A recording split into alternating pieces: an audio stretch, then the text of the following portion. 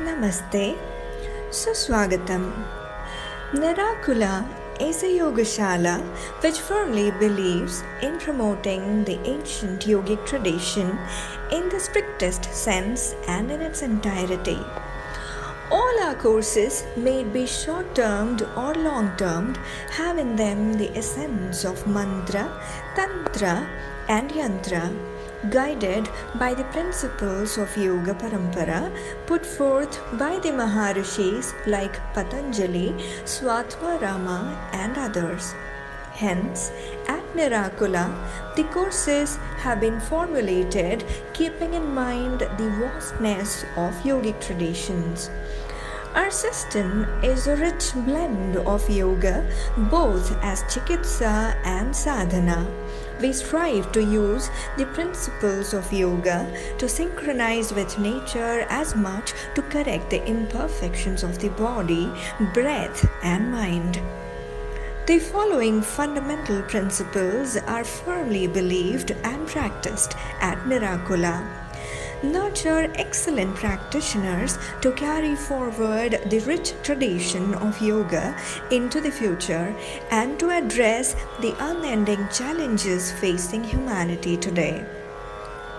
Create a strong urge amongst the practitioners to embrace the continuous cycle of physical, mental, and spiritual growth. A few uniqueness of our long-term programs like 200 hours and 300 hours teachers training programs are as follows. Our 200 hours teacher training course is integrated with 20 hours of spoken Sanskritam course. As part of the course, we provide participants an understanding of ancient Indian astronomy, history, and psychology. Our 300 hours teacher training course covers a plethora of subjects including Swara Yoga, Nada Yoga, Mantra Yoga, Yoga philosophy, and psychology, a teaching methodology based on ancient Indian scriptures. This program opens up the participants towards ideas least discussed in academics like marriage, parenting, nutritious food that strengthens spiritual journey. During this program, we take students out to different parts of India and help the participants to realize as to how yoga has been internalized in our culture for more than 5,000 documented years. We have teachers to teach pratyahara and dharana practically. Our graduation day is based purely on the principles of ancient Indian idea of convocation. Namaste.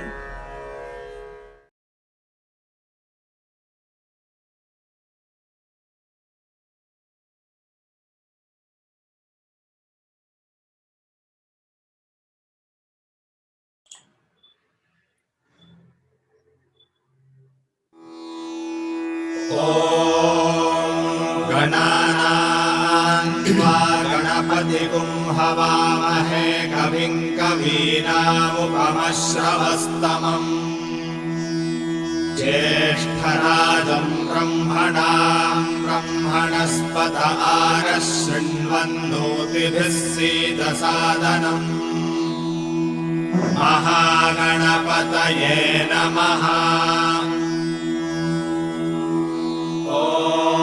नमो प्रातपतये नमो गणपतये नमः प्रमथपतये नमस्तेऽस्तु लम्बोदरायैकदन्ताय विघ्ननाशिने शिवसुताय श्रीवरदमूर्तये नमः।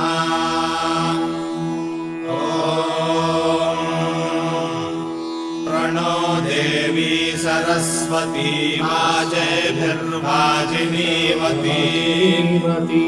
धीनामभिद्र्यवतु चोदयित्री सुनृतानां चेतन्ती सुमतीनां यज्ञं दधे सरस्वती वाग्देव्यै नमः। ॐ शम्भवे नमः। नमस्ते अस्तु भगवन् विश्वेश्वराय महादेवाय त्र्यम्बकाय त्रिपुरान्तकाय त्रिकाग्निकालाय कालाग्निरुद्राय नीलकण्ठाय मृत्युञ्जयाय सर्वेश्वराय सदाशिवाय श्रीमन्महादेवाय नमः। ॐ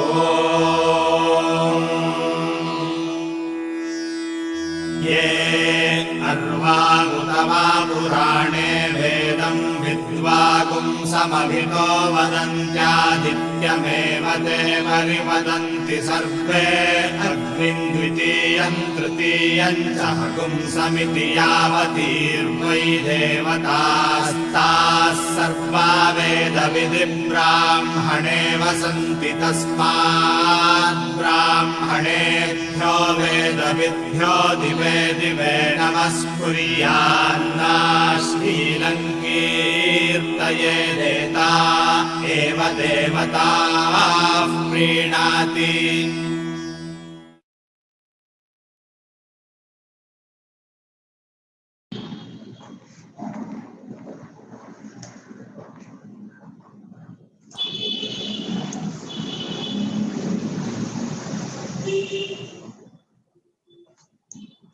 नमस्ते सर्वेभ्यः Navratri शुभाशयाः. A warm welcome to each one of you who have joined along with Sattva and Nirakula Yoga on the 6th day of Navaratri celebrations. Today, I'm happy to welcome yet another eminent speaker, Dr. Sripad H. Ghaligi. Dr. Sripad has a PhD in Sanskrit from Mysore University, during which he analyzed the deep relationship between Bhagavad Gita and Yoga Sutra. He has earned his MSc in Yoga from S. Vyasa University and also a MA in Sanskrit from Karnataka State Open University. He has been trained for 6 years in Veda, Vedanta and Yoga in a traditional Gurukula system from Veda Vijnana Gurukulam, Bangalore. He has been a resource person to various cultural and spiritual organizations. His association with Department of State Education Research and Training, DSERT Bangalore, has been to infuse holistic learning in the modern day education. He has conducted several courses, training camps and workshops for students, teachers and corporates on topics related to Veda, Samskrita, Yoga and allied subjects. His de-stress programs to employees of DRDO stands out to be an outstanding program. His long association with Jain University as an assistant professor and head of department Yoga and Lifestyle motivated 15,000 plus students to adopt a wholesome lifestyle. Dr. Sripad has spent quality time learning Yoga Sutras from none other than Sri Guru Raja Acharya, a great sadhaka whose guru is Malladi Halli Raghavendra Swami, also the guru of Sri Jagir Vasudev, the founder of Isha. He is presently working as an assistant professor and coordinator in Amrita Darshanam International Center for Spiritual Studies, Amrita School of Engineering, Coimbatore campus. Once again, our Hritpurvaka Suswagatam. I request Dr. Sripad to take over from now.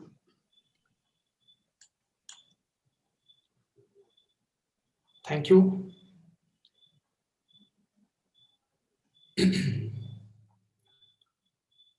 Om Gurur Brahma, Gurur Vishnu, Gurur Devo Maheshwaraha, Guru Sakshat Param Brahma, Tasmai Shri Gurave Namaha, Gurave Sarva Lokanam, Bhishaje Bhavaroginam, Nidhaye Sarva Vidyanam, Dakshinamurtaye Namaha. योगेन चित्तस्य पदेन वाचां मलं शरीरस्य च वैद्यकेन योपाकरोत्तमं प्रवरं मुनीनां पतञ्जलिं प्राञ्जलिरानतोऽस्मि. At the outset, I would like to thank one and all who have been instrumental in organizing this webinar. I'm here to share few thoughts on the yoga sadhana through Yama and Niyama for Chittashuddhi.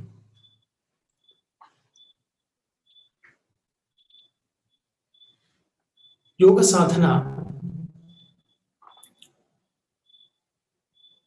through Yama and Niyama is a topic.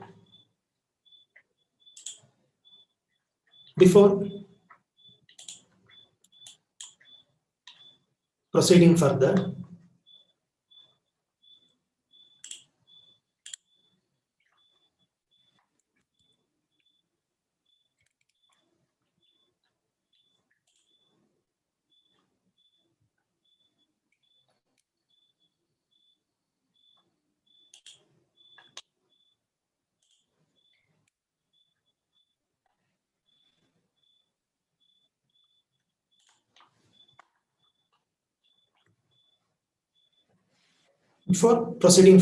to understand about the yamas and the niyamas, we will start with the basic things which will help us to understand about the Chittashuddhi. Here, when we think about the Chittashuddhi, it becomes the sadhya. Sadhya means the goal to be achieved. When the goal to be achieved is Chittashuddhi, when we fix it as the goal, then comes what is sadhana? What is the sadhana to achieve that Chittashuddhi? Once we fix up any goal, immediately we will think about what are the means to achieve the goal. So sadhya here is Chittashuddhi and sadhana becomes yamas and niyamas.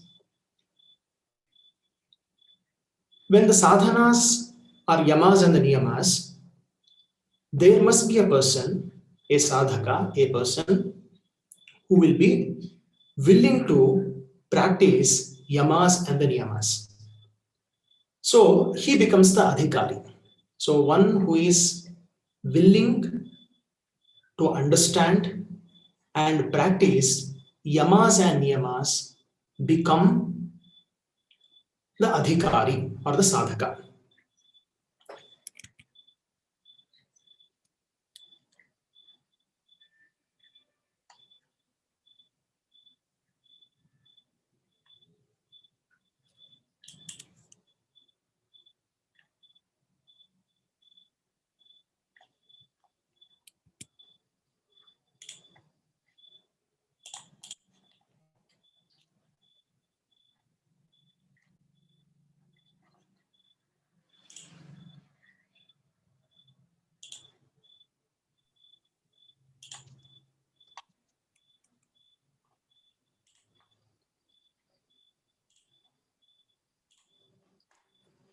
So there can be three types of adhikari. There can be three types of aspirants to achieve or who are aiming at the Chittashuddhi. The first one can be called as Arukshuhu. The second person can be called as a Yunjanaha. And the third person can be called as Yogarudhaha. So what is this Arukshuhu? What is this Yunjana? Who is this Yunjanaha? Who is this Yogarudhaha? Let us try to analyze and then proceed further. Arukshuhu is a person who is exploring, who has just begun knowing the different aspects of yoga, he can be called as an Ararukshu. Yunjanaha is a person who has already started understanding about the yamas and the niyamas, and he is practicing it to an extent. When it comes to Yoga Rudha is a person who has already achieved it and who doesn't require any further explanation. He will not be having any doubts. To give an example from our day-to-day life, a swimmer who doesn't know swimming will join a coaching center and starts knowing about it. He will get an admission, he will start with a coach. So he can be called as an Ararukshu. And Yunjana is a person who already knows swimming, who knows how to save his life, but he cannot participate in any competition. The reason is still it requires a lot of practice. Whereas a Yoga Rudha is a competent person who has not only knows swimming, who has won medals, and it becomes his svabhava. So he can be called as a Yoga Rudha. So Arurukshuhu, Yunjanaha, Yoga Rudha are the three types of adhikaris or three types of people whom we can classify. So most of the people come under the category Arurukshuhu and Yunjanaha. The reason is Yoga Rudhas, the people who have already attained or the people who have already experiencing that state of yoga are very less compared to Arurukshuhu and Yunjanaha. So for Arurukshuhu and Yunjanaha, directions are required, motivation is required, and for the same reason, Shastras and the people who have understood the Shastras and communicate become the teacher, they become the guide for Arurukshuhu and Yunjanaha. So some of the basic things about mind can be understood. The first thing is mind is considered as an instrument. So out of the trikaranas,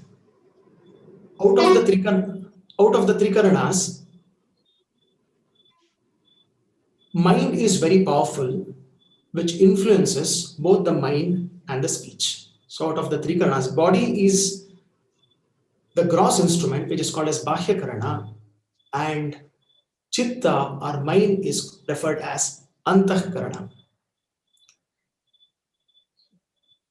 So Antahkarana, so generally when it comes to Vedanta, it is classified into Manas, Buddhi, Ahankara and Chitta, mind, intellect, ego or mind stuff. When it comes to Yoga Shastra, Mana, Buddhi, Ahankara, together it is called as Chitta. Because Chitta, whatever vritti or the thought wave arises in the mind is vritti only. Whether it is Sankalpa Vikalpatmakaha or Nishchayatmika or Abhimanatmika or Smaranatmika, it is vritti only. So when there is a doubt, so these are not the four entities, but the four components of the same Chitta. So when it comes to Chitta, analysis is very important. The reason is Chitta receives the inputs from the external world. So the progress of cognition through external and internal instruments can be understood with the help of this chart. So Vishayaha or the sense objects, they become the stimuli. So when the Vishaya enters our mind to Bahya Karana. So Bahya Karana is the Indriyas, eyes, ears, nose and skin. So Pancha Jnanendriyani becomes the instrument, they become the gateway, they become the doors to get the inputs from the external world. So when the inputs are received from the external world, it is received by the mind. When it just receives, it is called as mind. When it analyzes, it is called as a buddhi. And the third aspect of chitta is ahankara, which connects, which gives an identity. And the next comes chittam. So put together, it can be called as chitta. Whether it is the thought wave as a manas, a thought wave as a buddhi, a thought wave as a ahankara is nothing but chittam only. So, what are the factors that are influencing the chitta? The first factor which influence our chitta is the three gunas: sattva, rajas, and tamas. To understand these three gunas, one simple example can be given from our day-to-day life. Imagine a student is sitting in a classroom and listening to the teacher. When the student is listening to the teacher, there can be various thoughts which comes to his mind. Sometimes the student will be sleeping. Sometimes the student is focused. So when a student in a classroom tends to sleep or feels drowsy, it is the effect of tamoguna or tamas. Similarly, if a student, when he is listening to the teacher, now and then he'll be looking at the watch, he'll be looking outside the window, he'll be thinking about what had happened in the earlier session. This is the effect of rajas. When it comes to sattva, the student is fully focused on what teacher is explaining. He will be understanding. He will also be analyzing. So, a student whose mind is, whose chitta is dominated by sattva guna is fully focused. A student mind whose mind is dominated by rajoguna is disturbed. Now and then he'll be looking at the teacher, he'll be understanding the concepts, but now and then he will switch off his mind from the teacher. When it comes to a student who is a tamoguna, he is neither interested, nor he is listening, nor he is trying to explore, but he feels drowsy and sometimes he sleeps. So this can be given as one of the examples. So when sattva-guna is dominant in us, it is very easy to control the mind. When rajoguna is dominant, it is difficult to control the mind. When tamoguna is dominated, then it is highly impossible, because at least the rajoguna, the mind which is affected by the rajoguna can be diverted, can be motivated to perform some actions, but not with the tamoguna. So that's why the factors which are influencing the chitta, the first are the three gunas. So the three gunas, which are the product of, or which are the product of the chitta itself, is a product of prakriti, and the prakriti is made up of the three gunas. The three gunas which are in the prakriti is reflected in the chitta also. The second reason, the second factor which is influencing our mind is the samskaras and the vasanas. Samskaras and vasanas are nothing but the impressions and deep rooted impressions which are carried from one birth to another birth. So, from our day-to-day life, one example can be given. When we sow a seed in the soil, it can be called as a vritti. When the same seed grows into a plant, when it sprouts out and becomes a plant, that is samskara. When the same plant grows into a big tree, it can be called as a vasana. So the comparison is, if you want to remove the seed, it is very easy. If you want to uproot the plant, it is difficult compared to removing out the seed. When it comes to tree, it is still more difficult. So vritti is at the thought level. Samskara, when the vritti is repeated, when the same thought is repeated now and then, it becomes a samskara. When the same samskara is repeated, it becomes vasana. That's why vritti, samskara, and vasana, it is like a cycle. So when vritti, samskara, vasanas are carried, especially the vasanas is carried from one birth to another, but vritti and samskara is created in one's own life. So that's why samskara and vasanas play a major role in determining the quality of our mind. Next comes the hereditary traits. So it is biological nature, which includes physical and psychological traits transferred through genes. So as far as the samskara and vasanas are concerned, it is carried from one birth to another birth, whereas the hereditary traits, we receive it through our parents. The next important factor which will be influencing is the environment. So the people around us, whatever we see, whatever we listen, it creates a chitta vritti in our mind. It creates a thought wave in our mind. When the same thought is repeated, it becomes samskara, and then it becomes vasana. So the next factor which influences the mind is the food habits. What sort of food we take, how much we take, at what time we take, and also with what intention and what is the state of mind while taking the food will influence the mind. So that's why when we observe, there are so many factors which are influencing the mind. And among these factors, which is very powerful and which will lead the chitta, is none other than the samskaras and the vasanas. Because, and among these factors that can be changed is food habits. To a greater extent, it can be changed. To some extent, environment can be changed. Hereditary traits cannot be changed, but samskaras and vasanas can be changed over a period of time. So there are certain things which are under our control, and there are many things which are not under our control. But still, from this, we can come to a conclusion. There are many factors which are influencing our mind. One example can be given here. Imagine a vehicle is moving on the road.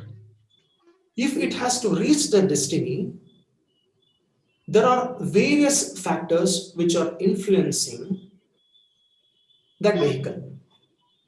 It can be what sort of vehicle he is using. Suppose if a person is using a bullock cart, if his intention is to reach Delhi from Bangalore, it may take months together. Similarly, if the same person travels in a car or a bus, it will take less time. Suppose if he is taking a flight and wants to reach his destiny, he can reach within 1 or 2 hours. So there are many factors which are influencing a vehicle. There are many factors which are influencing the vehicle to reach the destiny. It depends upon the vehicle, it depends upon the driver, it depends upon the vehicle he is using, it also depends upon the traffic, it also depends upon the condition of the vehicle. So just for a physical object to reach its destiny, there are so many factors which are influencing. But those factors to a great extent can be known, can be understood, can be analyzed with the help of physics and mathematics. But when it comes to mind, which factor is influencing, diagnosing which factor is influencing is very difficult. Because when it comes to Chinta, all these factors are influencing the mind. Then, when we are talking about the Chittashuddhi, we should also know about the Kalmasha or the impurities of the mind. So, generally, in Indian tradition, the one word which is given to the enemy, which is within ourselves, is Arishad Varga. So, Ari means Shatru or enemy, Shat means 6. There are 6 enemies which are directly responsible for Ashuddhi of the Chitta. So, the 6 enemies which directly affect our mind is Kama, Krodha, Lobha, Moha, Mada, and Matsara. So, Kama is lust, Krodha is anger, Kama, Krodha, Lobha is greed, Moha is infatuation, Mada is arrogance, and Matsara is jealousy. So, these are the 6 enemies, are the 6 impurities which reside in the mind. So, there should be a procedure where we can also evaluate our mind. In fact, when it comes to Bhagavad Gita or Yoga Shastra or the Vedas, there are different methods to evaluate our mind. One of the methods suggested by Bhagavad Gita is the shloka which you can see on the screen. Dukkheshu anudvignamanaha, sukheshu vigataspruhaha, dita raga bhayakrodhaha, sthitadhir muniruchyate. In fact, this is the shloka which comes in the 2nd chapter, Sankhya Yoga of the Bhagavad Gita, where the shloka is explaining about a person who has attained the steady state of mind. Sthitadhihi. So, dukkheshu anudvignamanaha. So, how to evaluate whether our mind is pure or not?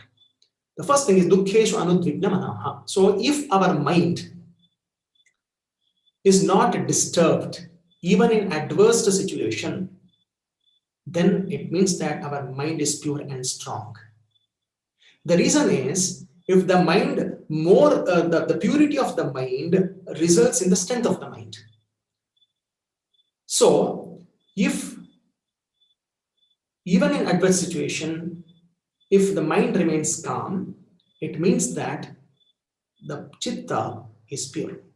It doesn't mean that the mind is passive or it will not respond to the situation. But the mind is calm, it will respond to the situation, analyzing the situation. So that's why dukkheshu anudvignamanaha, sukheshu vigataspruhaha. So generally, when there are pleasures and pains in our life, when we experience happiness or sad in our life, when we experience happiness, we are carried away. When we experience sad in our life, when we experience pain in our life, then also we are carried away.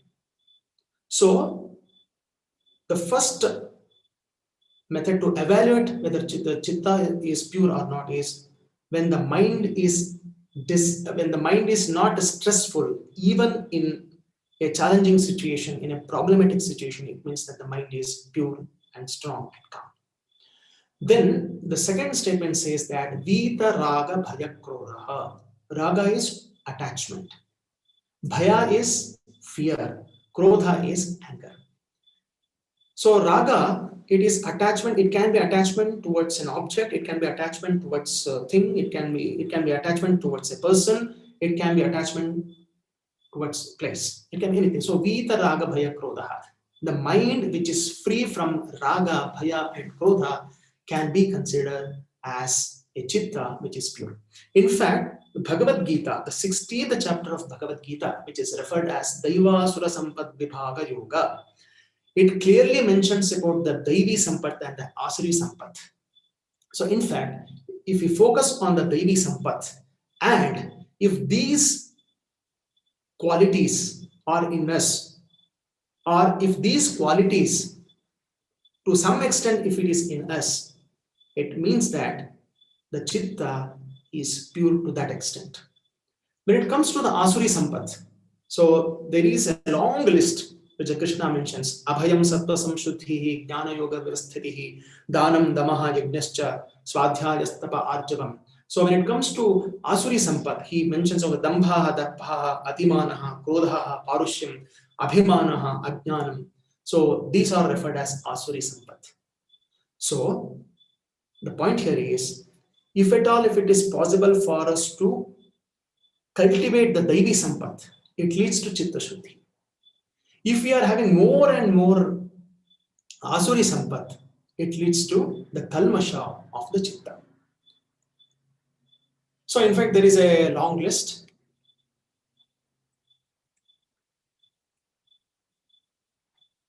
Okay, now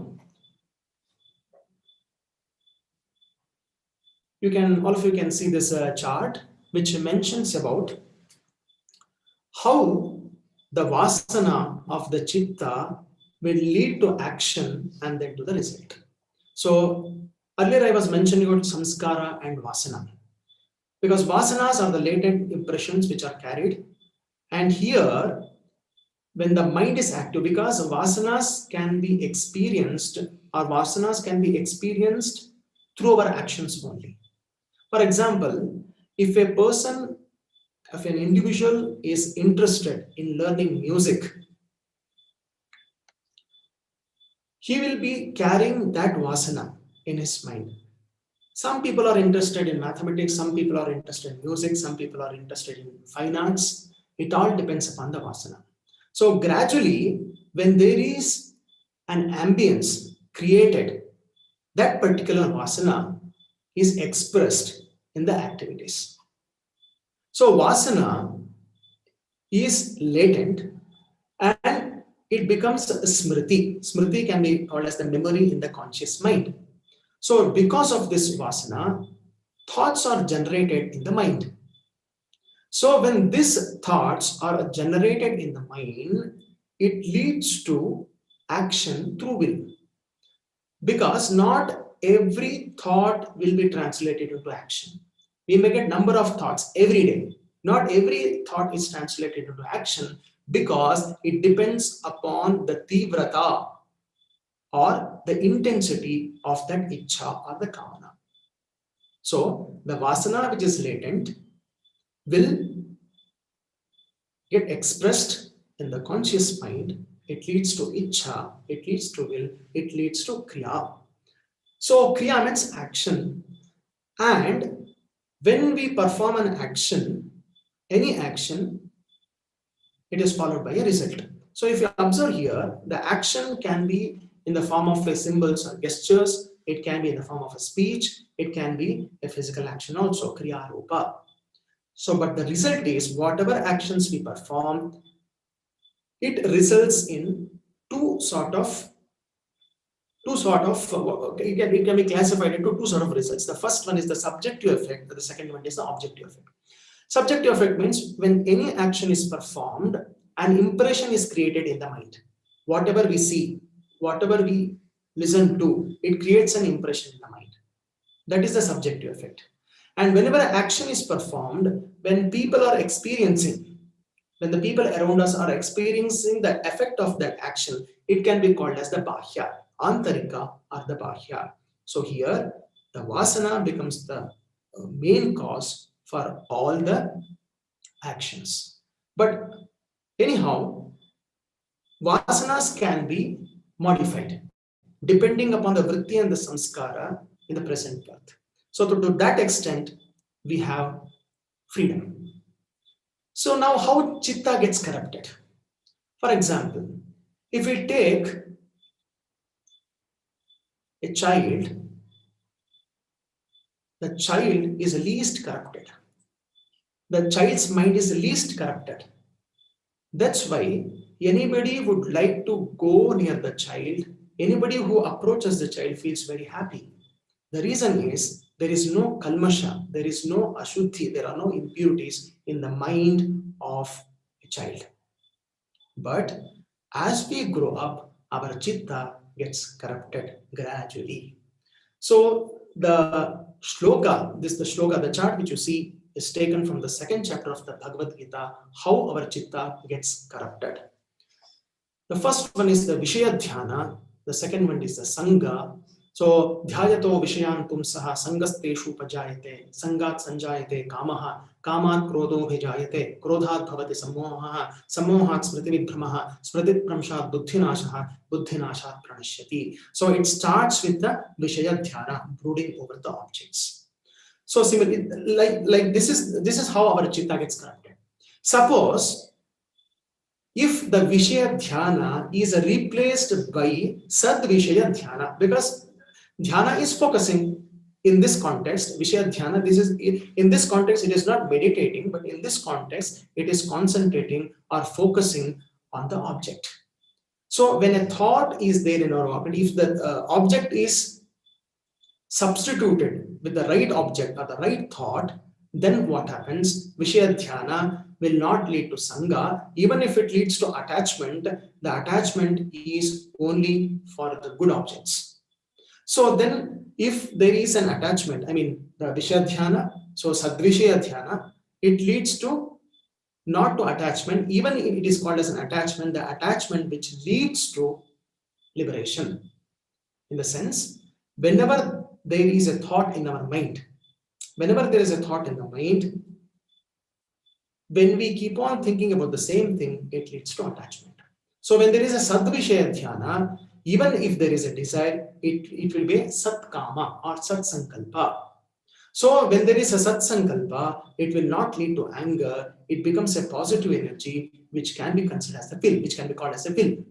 So there will be no infatuation, samoha nabhavati, there is no infatuation, and there is no confusion of memory. So smriti, there is no confusion of memory, and it will not lead to the buddhi nasha, but the buddhi is elevated. In this, starting from Vishaya Dhyana up to Pranashyati, total destruction is possible because of the Vishaya Dhyana, focusing on the object. So this is how the chitta gets corrupted. In the terminology of Yoga Sutra, the Bhashyakara mentions that Chitta Nadi Nama Ubhayato Vahini. So the stream of mind flows in two ways. So it can flow towards the good or it can flow towards the evil. So he distinguishes the mind which flows towards the kaivalya or the liberation is what is expected. If it flows to the liberation, then it is named as kaivalya vaha. If it is leading to the samsara, it is called as papa vaha. So the stream of mind which leads to rebirth and flows down the plane, it is termed as papavaha, stream of sin. So it is something like a double-edged knife.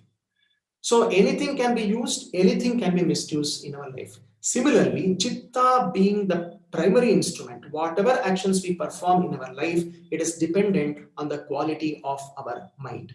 So here, chitta becomes the ubhayato vahini. So the stream of mind, if it can be a friend, it can be a foe, depending upon where it flows, in which direction it flows.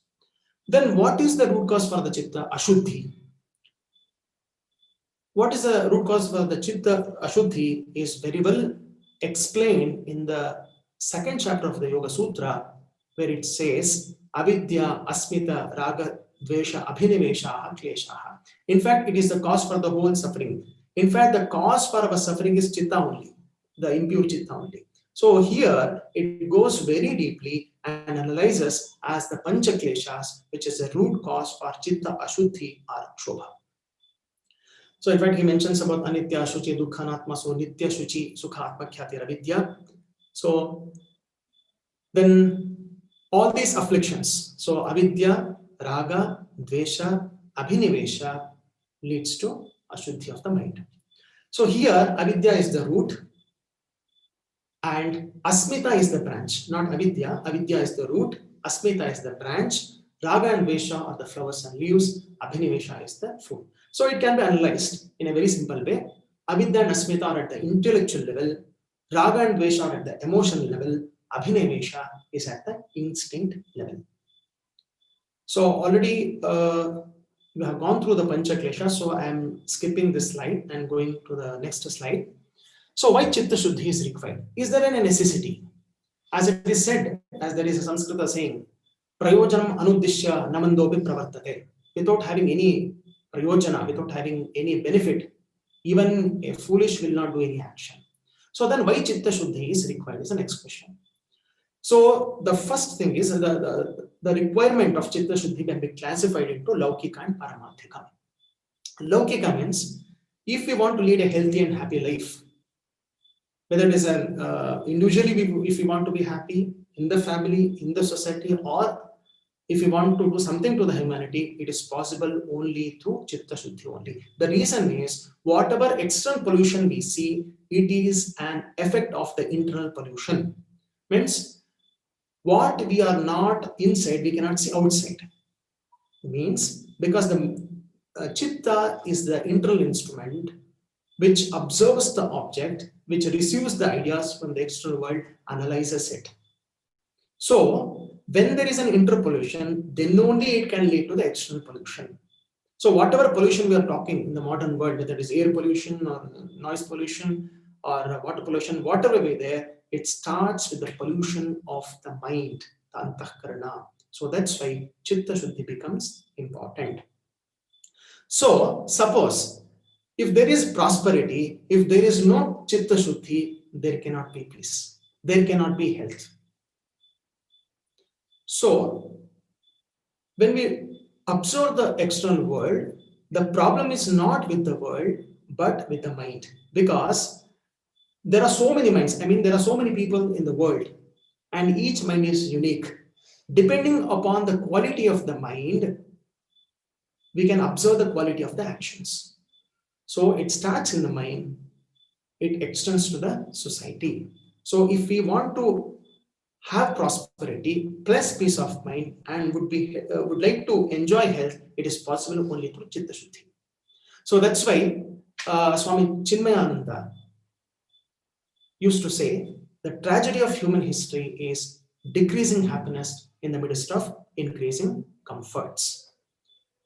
So that's why if Paramarthika is the ultimate, Laukika is worldly prosperity, Paramarthika is spiritual prosperity. Even to achieve spiritual prosperity, Chitta Shuddhi is a prerequisite.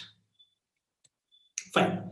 And as far as the Yamas and Niyamas are concerned, so now the topic is on the Yamas and the Niyamas, how to achieve Chitta Shuddhi with the help of Yamas and the Niyamas.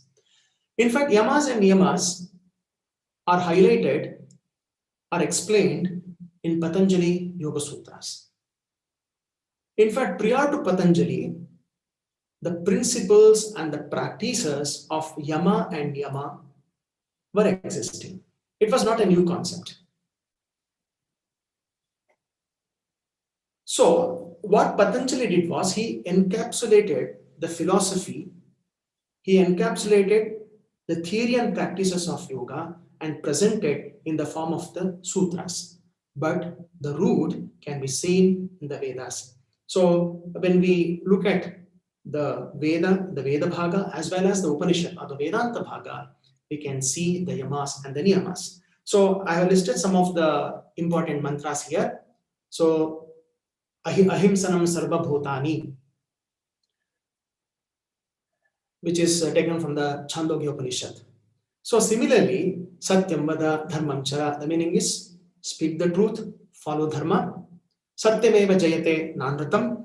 So Satyameva Jayate, this is from the Mundaka Upanishad. So truth alone triumphs and not Anratam. Satyena Vayuravati, the importance of Satya is explained in the Mahanarayana Upanishad. Similarly, if we proceed further, there are many mantras which deal with Ahimsa, Satya, Asteya, Brahmacharya, Aparigraha. So these put together, it is called as Yamas. Ahimsa, Satya, Asteya, Brahmacharya, and Aparigraha. So as far as the Asteya is concerned, the Magradhaha Kasyas Vidhanam, which is taken from the Ishavasya Upanishad, the first mantra of the Ishavasya Upanishad is explaining about the Asteya, the concept of Asteya and Aparigraha. So the meaning is Ishavasyavidam sarvam yatkincha jagatyam jagat tena tyiktena bhunjitha ma grudha kasya svidhanam. So grudha is trishna or craving for others' property or whatever belongs to others. Craving for that is grudha. So asteya is stealing, asteya is non-stealing. So similarly, we can see the concepts of brahmacharya, aparigraha. If you take the brahmacharya, bhuya eva tapasa brahmacharyena samvatsaram samvatsyata. In Prashnopanishad, when the 6 disciples approaches Pippala the Rishi, the first thing he says is, you practice brahmacharya, be in the ashrama at least for 1 year, and later on, after practicing brahmacharya for 1 year, after practicing tapas for 1 year, you can approach me and ask the questions. So this is what Pippalada says. Bhuya eva tapasa brahmacharyena samvatsaram samvatsyata. Similarly, when it comes to aparigraha, similarly when it comes to shaucha, the Chandogya Upanishad mentions ahara shuddho sattva shuddhihi sattva shuddho dhruva smritihi. So it is talking about the shuddhata, the purity of ahara, which is the basic thing, which is the first thing. The reason is ahara shuddho can only lead to the sattva shuddhi. So ahara is very important. The ahara, which is in the physical form, is explained here, which is very important. Ahara shuddhaiva sattva shuddhihi. Only the purity of the food can lead to purity of the mind. So similarly, when we go to Santosha, Tapas, Swadhyaya, Ishvara Pranidhana, it is mentioned in the Vedas. So foundation for any sadhana are the yamas and the niyamas. It is something like if we want to construct a building, the first thing is the foundation. So whether we depend upon Mantra Shastra or Tantra Shastra or Sangeeta as an yoga, or if we take Natya as an yoga, any sadhana, yamas and niyama become the foundation.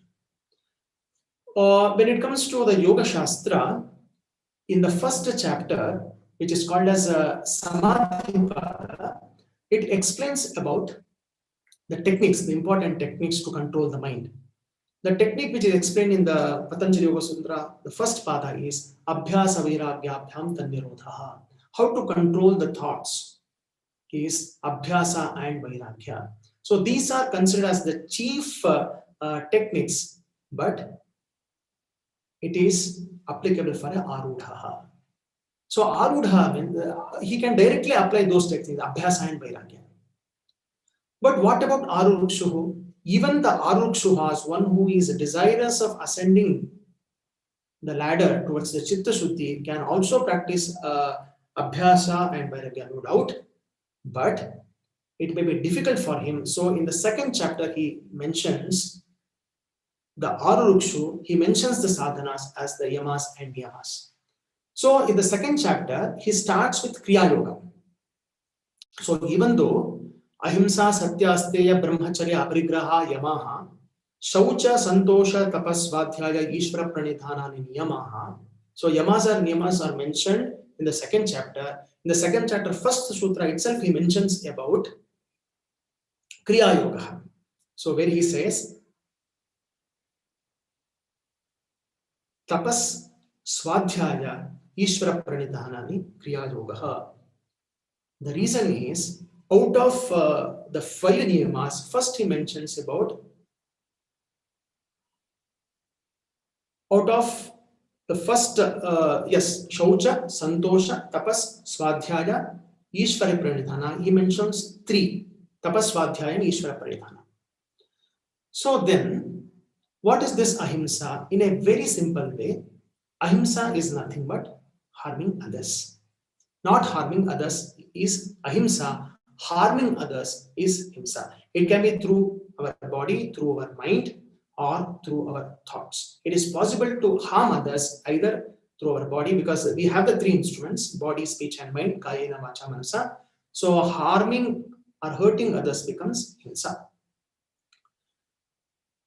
Then the Patanjali also mentions Jati Desha Kala Samaya Anavachinnaha Sarvabhaumaha Mahavratam.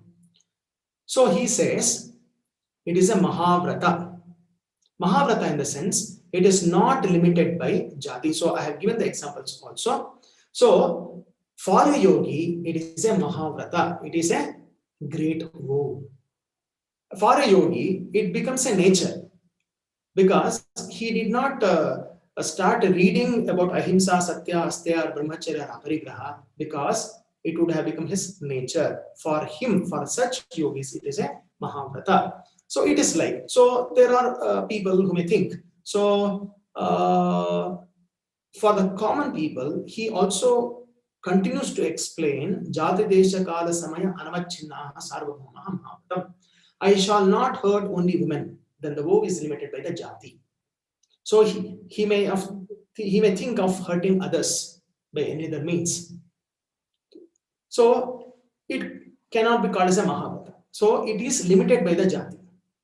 So similarly, desha, I shall not kill any living being in a holy place, but I may hurt living beings in other places. So it is limited by the desha. So similarly, if the vow is limited only to certain specified dates, such as Amavasya, only on Amavasya I'm not going to hurt, only on Purnima I'm not going to hurt, only during festivals I'm not going to hurt. So this vrata is limited by the kala or the time. But the ahimsa vow of a yogi is not limited by any of these conditions. And what about common people? Can we practice this? Is it not a injunction given by the Patanjali in the Yoga Sutra? Is the next question which comes to our mind. So here it can be classified as Mahavrata and Anuvrata. Mahavrata means there is no limit. It is not limited by jati, desha, kala, or any other limitations are not there. Jati, desha, kala, and samaya anavachinna. Kala refers to time here. So, but for a grahastha or for a common man,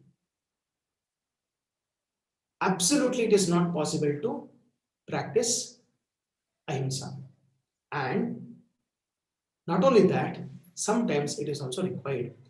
For example, a doctor who has to conduct a surgery, he has to cut the patient's body.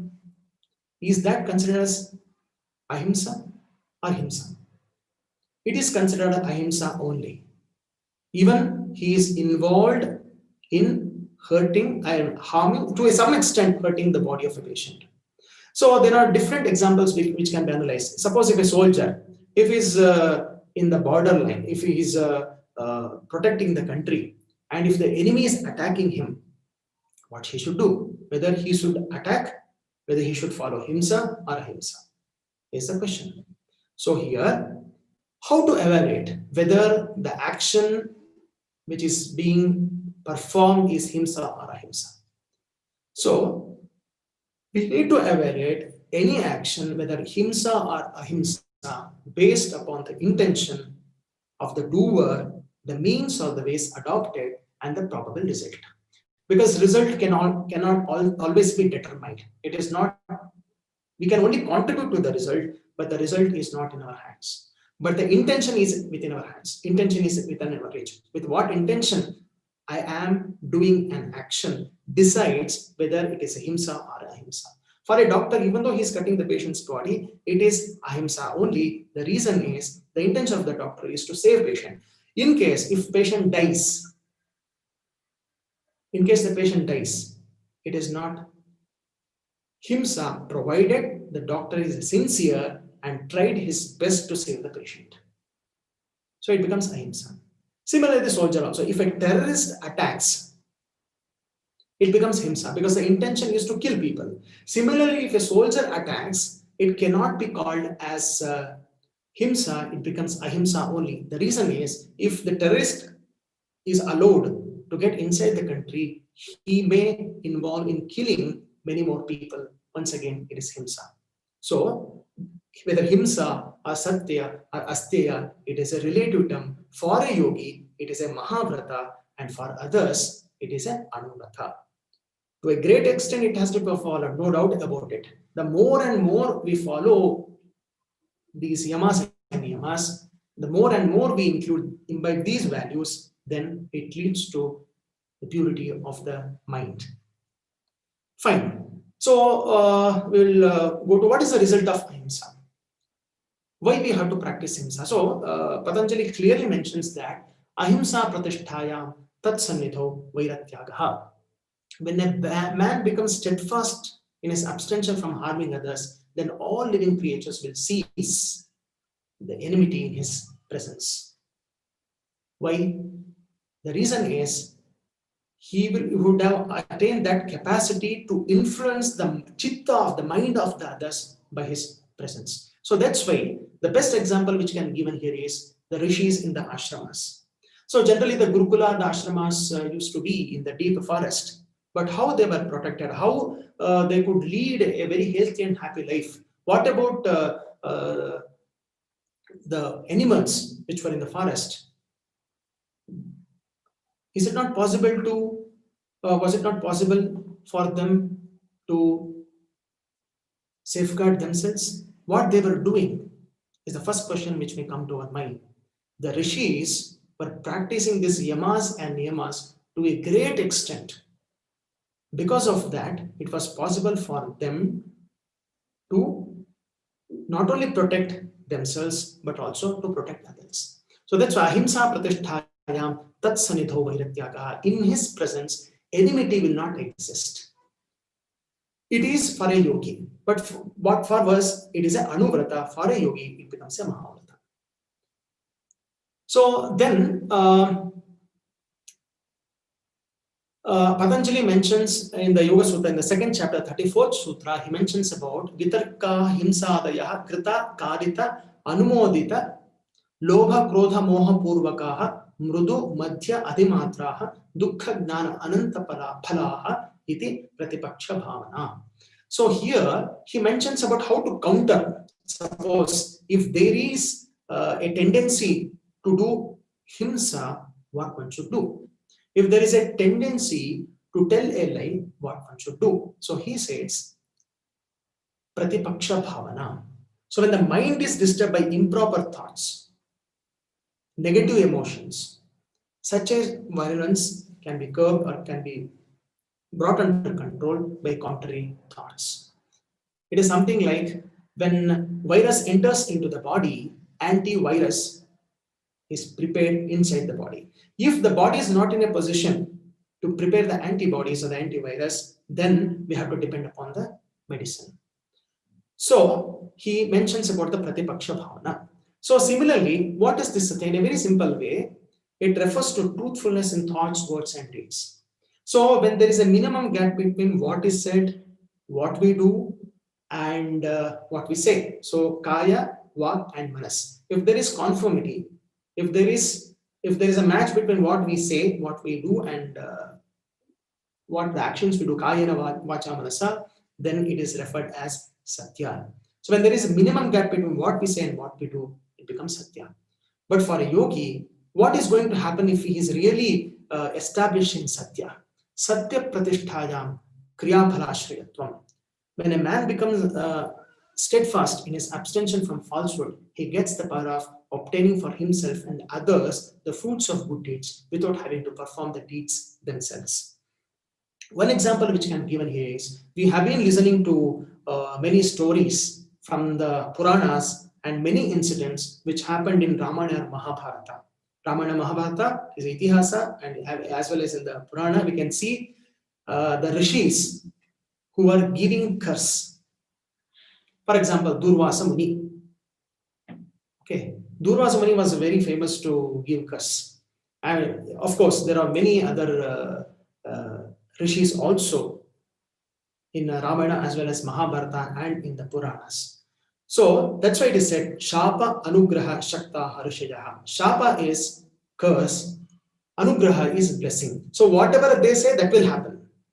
The reason is, they were firmly establishing Satya. Satya Pratisthaya Kriya Phalashrayatvam. Whatever they say, that will happen. So similarly, Patanjali mentions about the Brahmacharya. Brahmacharya Pratisthayam Virya Labha. Aparigraha Sthairye Janma Kathamta Sambodhaha. Shauchat Swanga Chukupsa Paraihi Asamsargaha. Sattva-shuddhihi Saumanasya Ekagre Indriya Jayatva Atma Darshana Yogyatvanica. So when a man becomes steadfast in his abstention from incontinence, he acquires spiritual energy. In fact, the concept of brahmacharya can be understood at the different levels. So when we take the word brahmacharya, brahmani charati iti brahmachari. So a person who is in search of the ultimate reality, Brahma, Jnana, he is called as a brahmachari. Suppose if we apply the same principle, brahmacharya pratishtha virya labha. So, for example, if there is a brahmachari, if there is a student, for him he can focus more on the studies. The reason is, it is not just about practicing continence, it also refers to training the body as well as the mind. So brahmacharya, brahmani charati iti brahmachari, is applicable to brahmachari, one who is in the first ashrama, brahmacharya ashrama. It is also applicable for a grihastha. How it is applicable for a grihastha? How can brahmachari can be a grihastha, or how grihastha can be a brahmachari is the next question which may come to mind. So here also, according to the Smriti Karas, brahmacharya is also for a grihastha, but it in a different way. In fact, the Smriti Karas elaborates about how a grihastha can also be a brahmachari. So here it is not about marriage or not. It is not about just marrying or not marrying. That is not a brahmachari is also called as a shatamarkata. So therefore, the classification as a brahmachari as a non-brahmachari is not just based on whether a person is married or unmarried. So there are other dimensions of brahmacharya also. But the Yoga Sutra mentions brahmacharya pratisthaya virya labha. So similarly, he continues about aparigraha. Aparigraha is non-possession.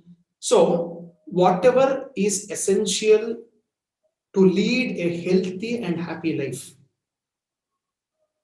that is allowed. So aparigraha is receiving or collecting. Parigraha is receiving or collecting gifts. Aparigraha is non-receiving or not getting anything from others. What does it mean? Does it mean that we should give up everything? We should not take anything from others? It's not that way. So parigraha is taking. Suppose if we take anything, wealth or money or anything from others, legally, properly, without hurting, it becomes aparigraha only. So what happens when a man becomes steadfast in his abstention from the greed? He gains the knowledge of his past, present, and future existences. This is how the Patanjali says in the Yoga Sutra. Aparigraha sthairye janma kathanta sambodha. So next comes the shaucha. Shaucha is cleanliness of the body, cleanliness of the mind. It extends to the cleanliness of the surroundings too. Shaucha swanga jupsa parayara samsarga. In fact, there are many other factors dealt in the Bhashyakara, many other aspects are dealt in the Vyasamuni Bhashya. But here, the Sutrakara mentions about Shaucha swanga jupsa parayara samsarga. As a result of purity, there arises indifference toward the body and disgust for physical intercourse with others. So here, Shaucha, cleanliness of the body, cleanliness of the mind, cleanliness of the body and mind will result in Chittashuddhi only. So whatever we do, it has an effect on the mind. Ultimately, it is effect on the mind because whatever actions we perform, it creates a thought wave. So that's why samskara, the vritti leads to samskara, samskara leads to vasana. So then he continues, Sattva Shuddhi Saumanasya Ekagra Indriya Jayatva Indriya Jaya Atma Darshana Yogyatvancha. So one achieves the purification of the heart. It can be considered as the purity of the emotions. Saumanasya, cheerfulness of mind. Ekagra, the power of concentration. Indriya Jaya, control of the passions. And fitness for vision of the Atma Yogyatvancha. Even though it is the ultimate goal, Brahmacharya, Aparigraha, Shaucha, all these will help in controlling or in elevating our mind, purifying our mind. So, Shaucha, Santosha, Tapas, Swadhyaya, Ishvara Pranidhanani, Kriya Yogaha. So, Shaucha, Santosha, Tapas, Swadhyaya, Ishvara Pranidhana, these are the Niyamas. So, after explaining about yamas, he proceeds towards the niyamas.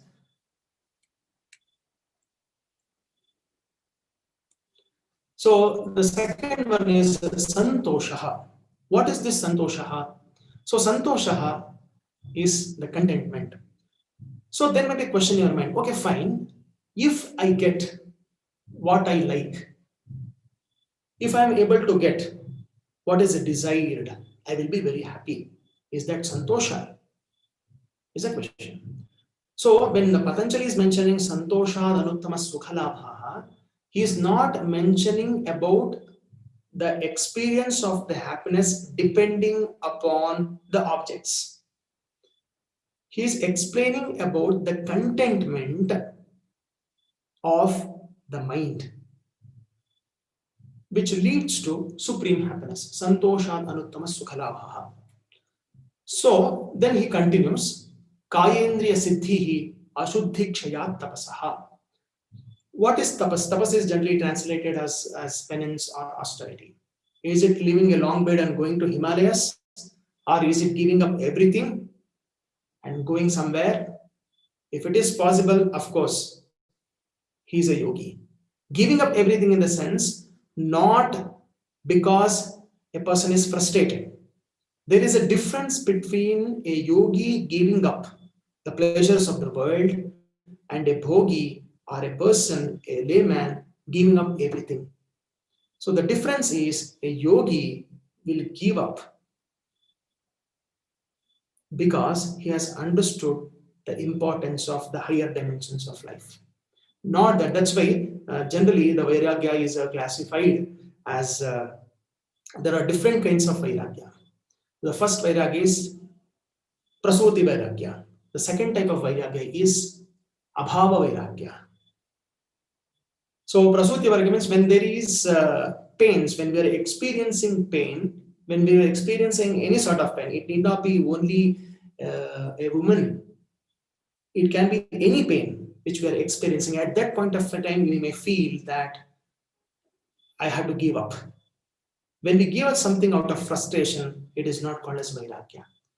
Abhava means that object is not available or I cannot reach it, I cannot experience it, that is Abhava Vairagya. Because it is not available, if I give up, it becomes Abhava Vairagya. Similarly, when there is a temporary Vairagya, especially it happens when somebody dies and especially when one enters to the crematorium and everything appears that it is Nashvara, it is not important and everything will come and go on one day. That is Smashana Vairagya. So at that particular point of time, one may develop Vairagya. That is not the Vairagya which the yogi is having. So here, whether he is practicing tapas, whether he is practicing swadhyaya, or whether he is practicing Ishvara Pranidhana, the dimension is different, the level is different. So when it comes to Swadhyaya, the Ishta Devata Samprayoga, Swadhyaya is not just studying. So the Bhashyakara says, Pranavadi Mantranam Japaha Moksha Shastranam Adhyanam Va.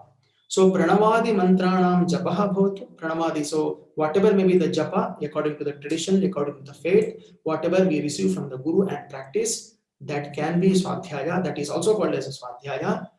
And Moksha Shastranam Adhyanam, the scriptures which will elevate our mind, which will motivate our mind, which will give directions to the mind, that is also called as Swadhyaya. Ultimately, the Swadhyaya will lead to the self-analysis. So that's why Swadhyaya, what is the effect or what is the consequence of Swadhyaya? It leads to Ishta Devata Samprayoga.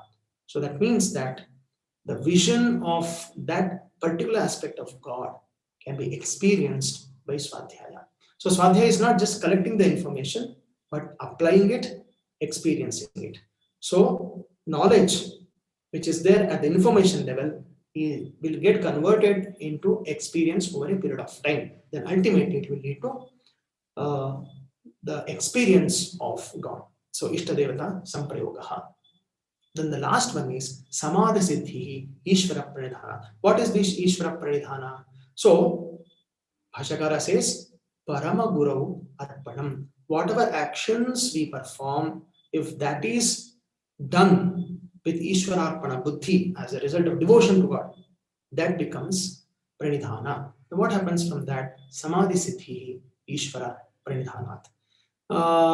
Like this, he continues to mention about the importance of yamas and niyamas. So, if any one principle is practiced properly, it paves way for the other things. For example, if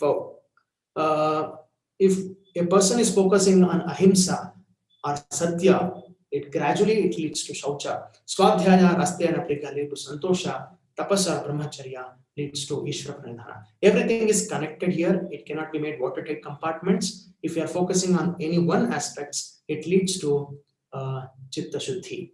So, in fact, whether we call it as will or intellect or emotions, whatever it comes under chitta only. So, these, once again, I'm repeating about the Kriya Yoga, Tapasvadhyaya Ishvara Pranidhana Kriya Yoga. Purification and strengthening of will, purification and strengthening of intellect, purification and strengthening of emotions is possible by tapas, swadhyaya, and Ishvara Pranidhanani. Fine, most of the aspects have been already covered. So, where he mentions about Maitri Karuna in the first chapter, what are the positive emotions to be cultivated to purify and stabilize the mind for Chitta Prasadana. So, Maitri, friendliness towards Sukhi, Karuna towards Dukhi, Mudita, or gladness towards Punyatma, the men of virtue. So, Chitta Prasadanam and Chitta Kshubha, both are explained here. So, Dvesha leads to Dvesha towards Sukhi, it leads to Chitta Kshubha. So, Maitri towards Sukhi leads to Chitta Prasadana. So, similarly, Krauryam towards Dukhi leads to Chitta Kshubha. Mudita, so Karuna leads to Karuna towards Dukhi leads to Chitta Prasadana. So this is explained in the first chapter of the Yoga Sutra. Fine, it's time up. Now we'll wind up the session. Tvadiyam Vastu Govinda Tubhyameva Samarpaye. If there are any questions, you may please ask.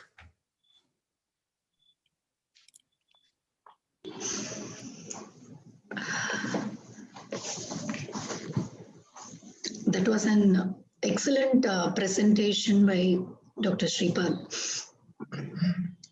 We are so lucky and blessed to witness this presentation, sir.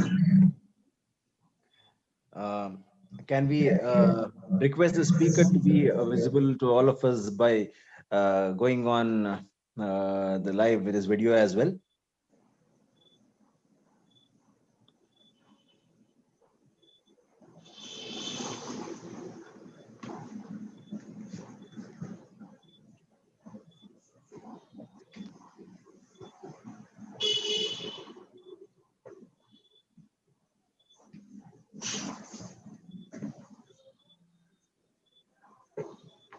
So we request once again all the participants to give us a feedback that can make us the program better. At the same time, you can start giving the questions. The chat box is open for everybody to ask questions.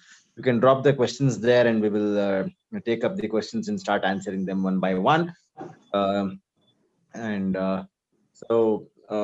we have lots of compliments, Shri Sripad ji, and we are yet to receive a question.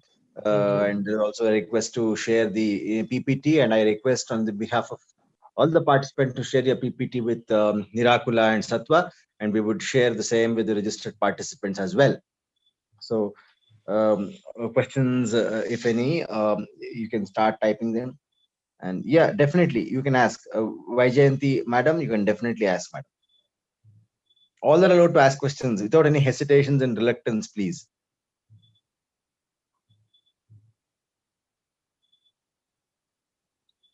Just I want to know, are they typing question or they will ask? Nothing is visible here. We have disabled people from unmuting themselves for many technical reasons. So we'll take questions as they come.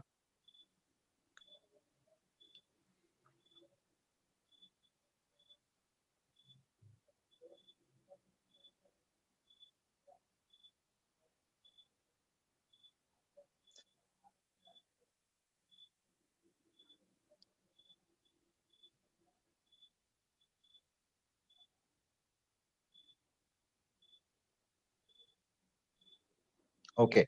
As someone is typing the question, I want to. Okay. What is the relationship of prana with Chittashuddhi? Can yoga sadhana, which leads to higher prana levels and flow, lead to Chittashuddhi? It's a question from Niran. I'll repeat the question. What is Can the you please relation? repeat the question? What is the relationship of prana with Chittashuddhi? Can yoga sadhana, which leads to higher prana levels and flow, lead to Chittashuddhi? Okay, fine. So there is a verse in Hattvega Pradipika which says, Chale vate chalam chittam nischale nischalo bhavet. The meaning is prana and mind are interconnected. In fact, it can be looked upon as three angles of a triangle.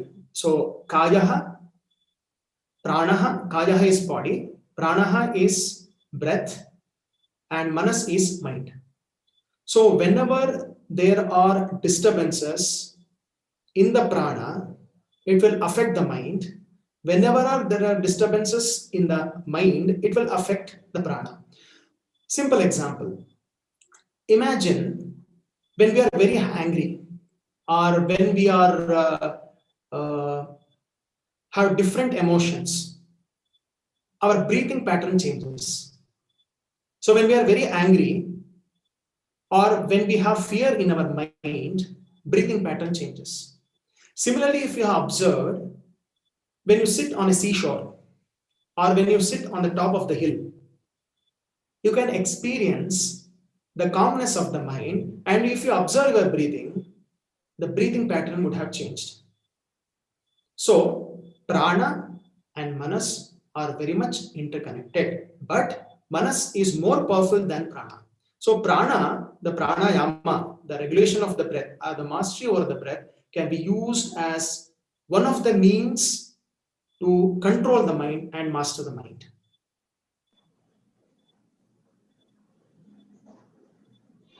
Wonderful. Thank you, Shripadji. So now going on to the next question, how to bring the chitta from a bhogi vairagya to neutral state of mind to the yogi vairagya.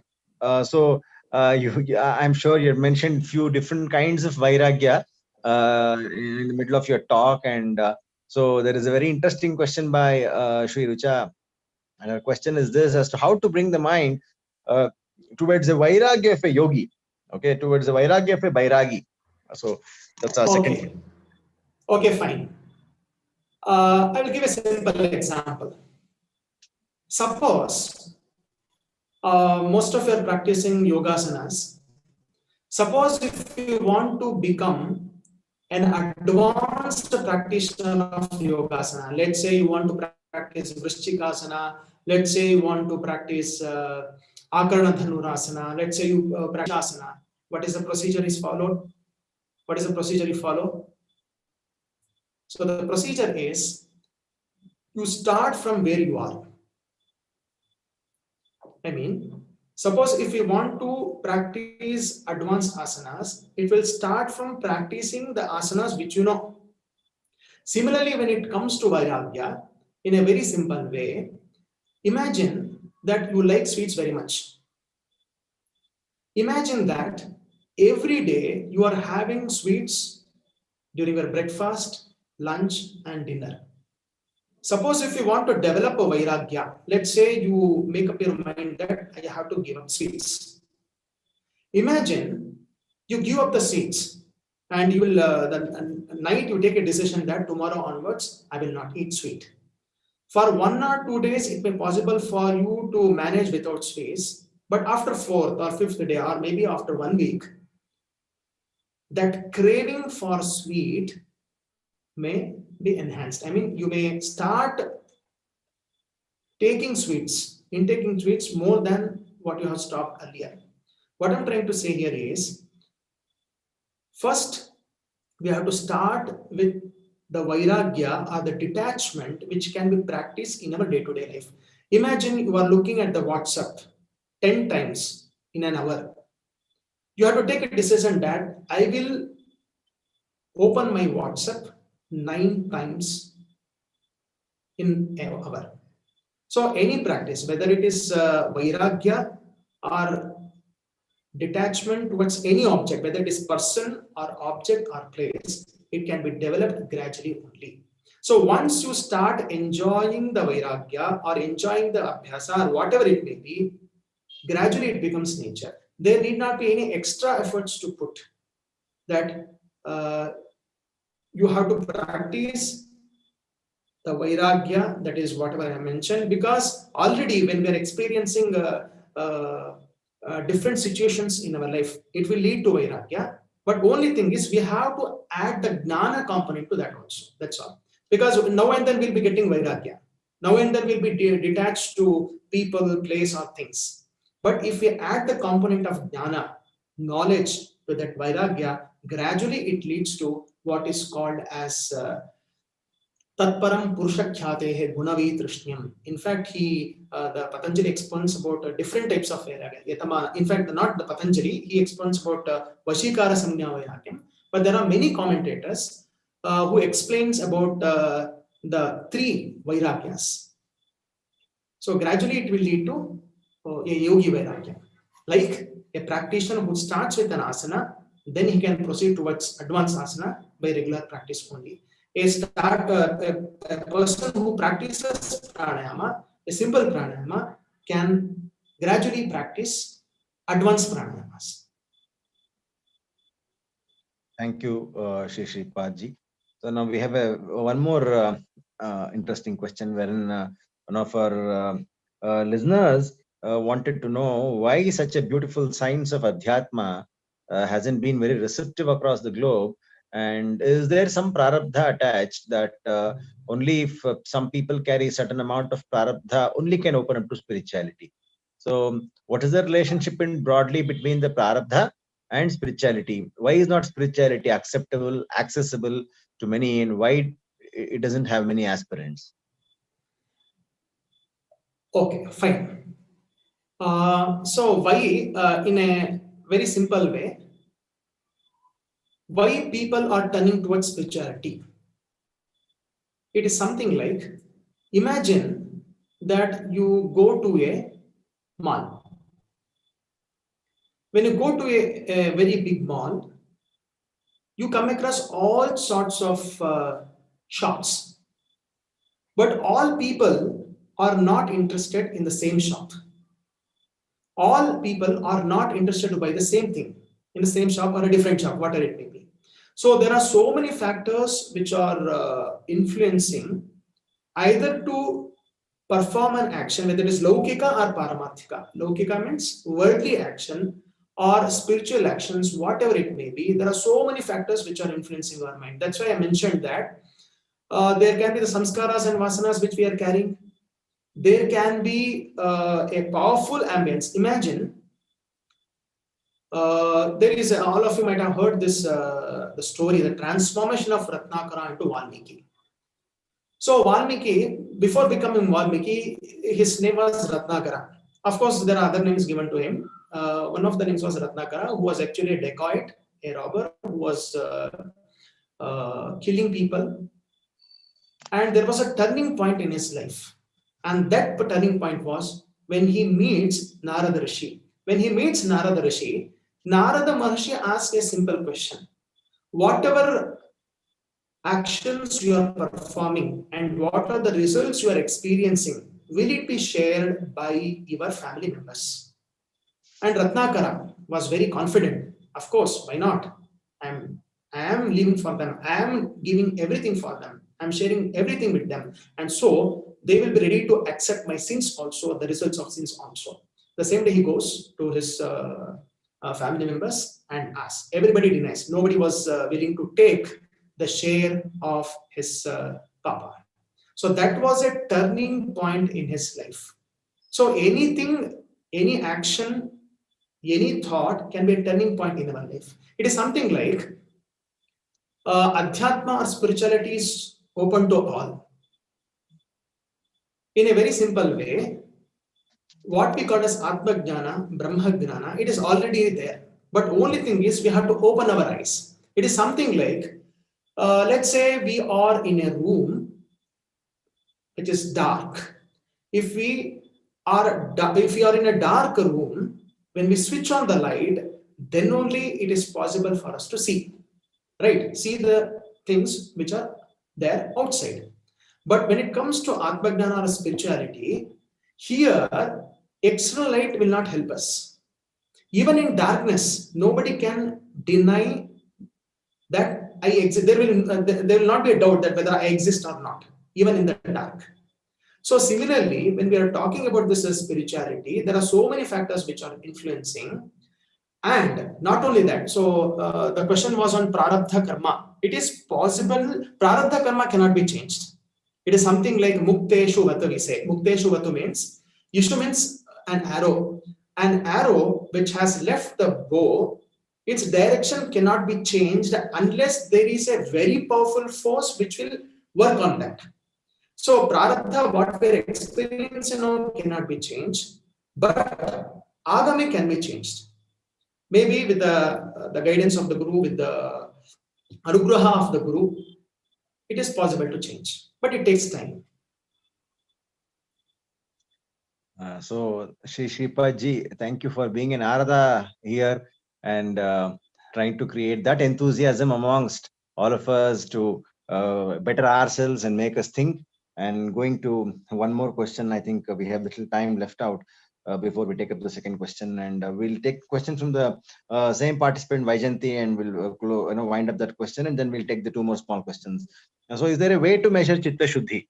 I think you already mentioned this about Dukhesh Vanuddigna Manaha in the second chapter. Yes. And in fact, if we go through the chapters of the Bhagavad Gita, whether it's second chapter or even the 12th chapter, where he mentions about the Bhakti Yoga. Okay, so there are many shlokas. Let's say Maitri, there is one shloka. I'm not immediately getting that shloka. There are many shlokas in the 12th chapter which mentions about the qualities of a devotee. So he is called as a real devotee. So, Dukhesh Vanudvignaha, that is one thing. And there is one more shloka. Apuryamanam achala pratishtham samudrama pravishanti yadvat tadvat kamaha yam pravishanti sarve sashanti mapnoti na kama kami. So all of you have seen sea, ocean. So even there is heavy rains, whatever it may be, there may be waves may be there. Waves can be more in the sea, but it will not overflow like a river. So similarly, when there are ideas, when there are thoughts, when there are emotions which enters us, if we are like sea, I mean, if it is possible for us to digest all those whatever we experience, it means that to some extent there is a Chittashuddhi. So we have one question from Tanveer sir. The question is, could you please elaborate on Prathapaksha Bhavanam? Prathapaksha Bhavanam. Okay. So Prathapaksha Bhavanam. So every day we will be having thoughts in our mind. So as it is said in the Bhagavad Gita, nahi kaschit kshanamapi jatu tishtati akarma krita. Even for a single moment, it is not possible to avoid actions.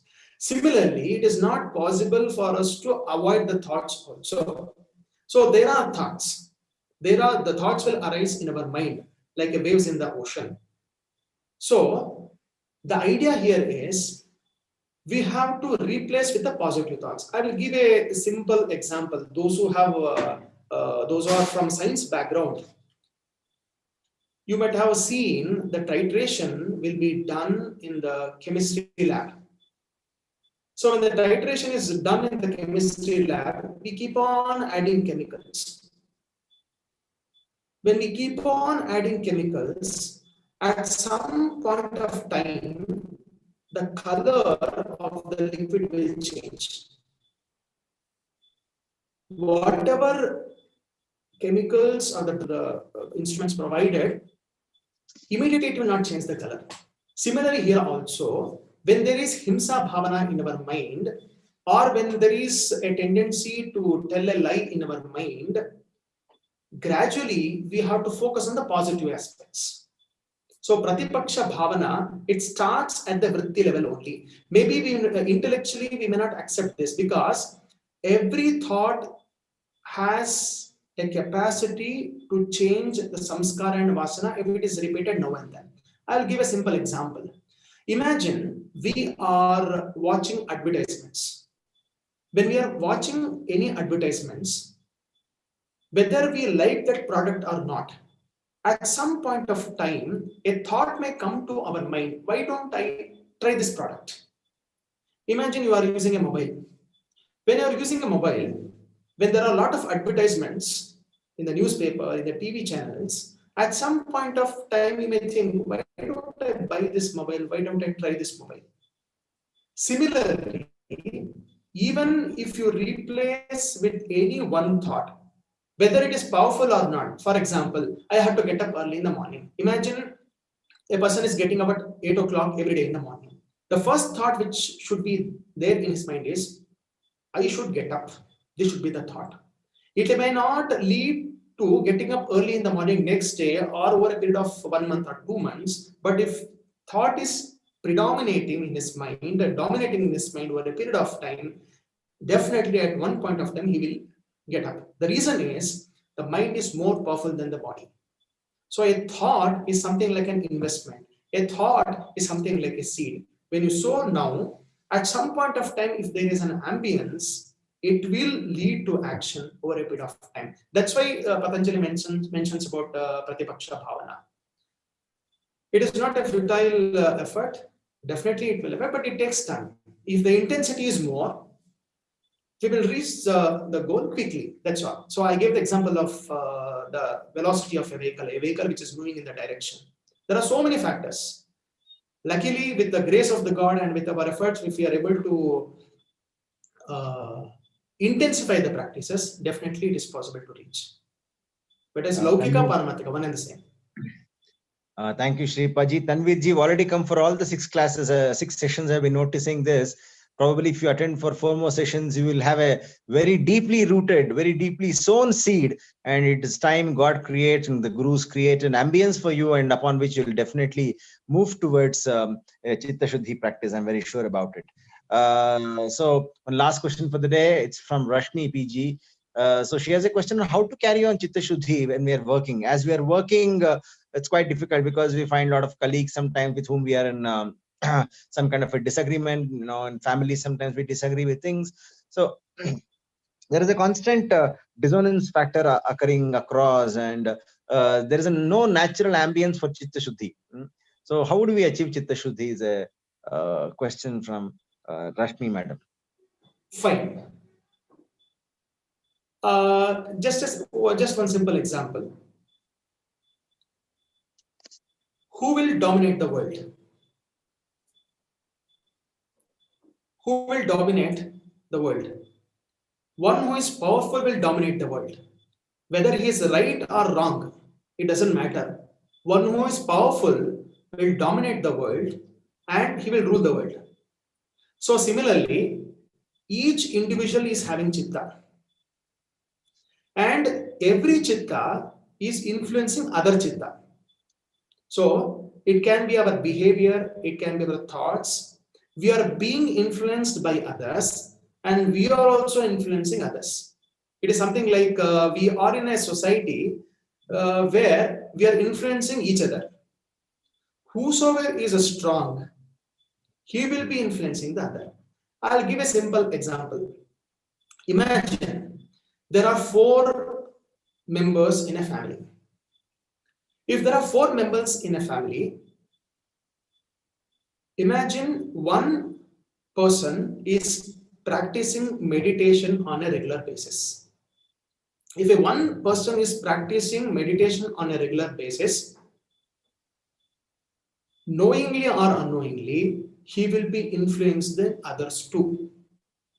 But it cannot be diagnosed, it cannot be understood, the intensity cannot be evaluated. Because the person who is meditating will also be influenced by others. So whosoever is powerful will be influenced by others. Suppose if we take the scenario of an office where we have to deal with others, we have to keep on adopting various techniques. One technique may not work everywhere at all the point of time. The reason is, as our mind is made up of sattva, rajas and tamas, everything is made up of sattva, rajas and tamas. They are also changing, we are also changing. Depending upon the situation, we have to adopt different techniques. There is no one technique which will suit all the situation and for all the people.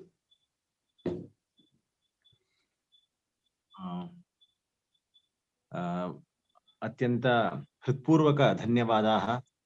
एतान् धन्यवादान् समर्प्य अद्यतनस्य कार्यक्रमस्य समापनं कुर्मः. Let's conclude this wonderful thought-provoking session. In fact, this is an understatement, thought provocation. It's definitely going to do much more. And Sri Sripad ji, is actually somebody who's also a classmate of Jairaman ji. If you can remember the first talk, they both belong to the same class in the same batch of the Gurukula which they studied in. This is one more point I thought I should add. And with this we conclude. We have had a very nice interactive session, and we have had a very nice pleasant presentation to the eyes as well. And of course thoughts which he presented were par excellence. And we continue to request all people to provide us feedback, and we also very humbly, sincerely request all participants to bring in your friends and relatives and people of different capacities from all walks of life, so that they can put efforts to evolve during these 9 days. So we have a talk tomorrow from Karthik Kashyap. So we end today's session with once again by thanking Sri Sripad ji, and finally with the Shanti mantra. Om Sarve Bhavantu Sukhinah, Sarve Santu Niramayaha, Sarve Bhadrani Pashyantu, Ma Kaschit Dukkha Bhaveet. Om Shanti Shanti Shanti.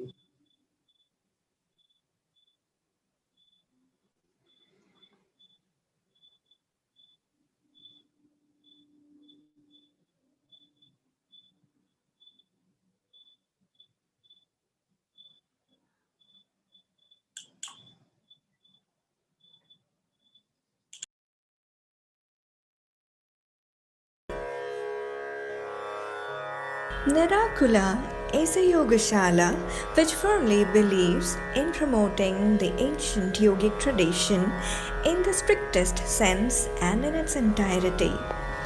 All our courses, may it be short-termed or long-termed, have in them the essence of mantra, tantra and yantra, guided by the principles of Yoga Parampara put forth by the Maharishis like Patanjali, Swatmarama and others. Hence, at Nirakula, the courses have been formulated keeping in mind the vastness of yogic traditions. Our system is a rich blend of yoga, both as chikitsa and sadhana. We strive to use the principles of yoga to synchronize with nature as much to correct the imperfections of the body, breath, and mind. The following fundamental principles are firmly believed and practiced at Nirakula.